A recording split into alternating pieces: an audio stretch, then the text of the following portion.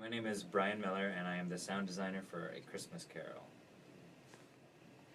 So, this production of A Christmas Carol is interesting because it has been done in the past. There are two prior productions of this at UNLV, one in 2009 and one in 2011. And so this is the third production. As a sound designer, it's interesting because I'm not coming into it with a completely blank slate. There is a sound design that was created for the show, and we have that, and we have all the original sound files. So instead of brand new creating the sound design for the show, in fact, I'm really more modifying it and taking the things that I really like about it, and keeping them, and some of the things that I'm like, oh, I don't understand that choice, why that was made, then I would take that and change it to something that makes more sense to me. Most of the sounds, though, especially all of the music, is pretty much the same, and many of the effects are the same, but there are a lot of subtle differences, especially with timing, that I've worked on.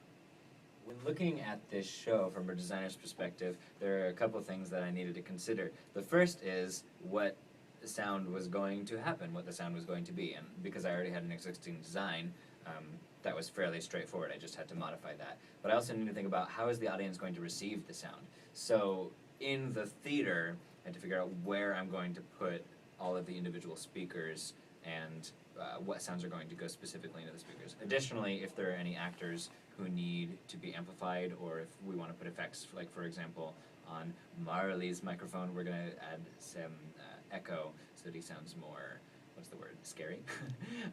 So we're adding that to Marley's microphone. And then there are at least 3, 4, 5, 6, 7, 8, 9. Probably shouldn't count in a video, but I'm going to do it anyway.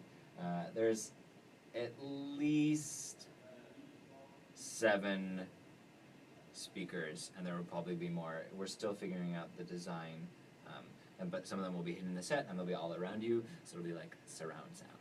The other interesting things that I am working on for this show, because it is a remount of the production, like I've said, we're doing it again. Some of the sounds that we used before were specific to that production. For example, there's one part where you hear Marley say, Scrooge, because the actor who played that character in 2011 is different than the actor who's playing it now. We have to re-record the actor who's playing it now. Some additional things that we're recording, they wanted to have more sounds happening during certain sequences to add to the ambiance. So we're going to be recording, actually it's really fun, a whole bunch of groans and moans and screams and like chains clanking, and you'll hear that underneath, primarily in the Marley sequence. So keep your ears open because there's a lot of things that'll be happening all around.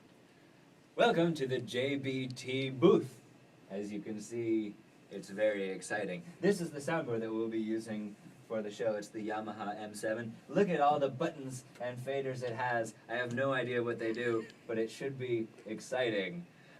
No, actually, I know what some of them do, and I will find out. It is definitely a learning experience for me. As a brand new sound designer, it's interesting to come in and sort of not know anything, and because I'm working on this production, I have to learn this stuff, otherwise it won't get done. So I've definitely learned so much already, and I'm excited, especially going to Tech Week, to learn so much more about how everything works.